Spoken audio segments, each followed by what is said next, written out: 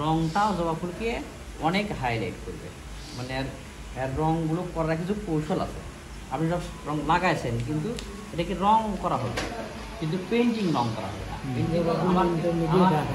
আমার এটা এদিকে ভালো আছে, এই রংটা এদিকে ঘুরে যাবে, আমি দেখাবো এখন। আর রংটা দেখাবো, এভাবে হাত ঘুরবে, এভাবে হাত ঘুরতে ঘুরতে এখানে এর আগে জবা ফুলের এর আগে আমাকে আর একটা কিছু হোয়াইট অ্যাপ্লাই করতে হবে। হোয়াইট মানে সাদা অ্যাপ্লাই করার পরে এই যে টান হয়ে থাকবে, এই টানটা এই রং লাল দেওয়ার পরে সাদা দিয়ে কোনো কাজ হবে না, আমার সাদাটা আগে দিতে হবে।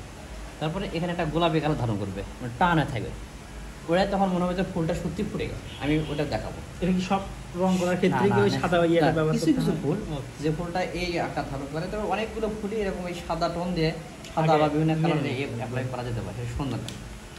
আচ্ছা, তারপরে দেখি স্যার আমি নতুন আসছি। আপনি নতুন আসছেন, আপনি নতুন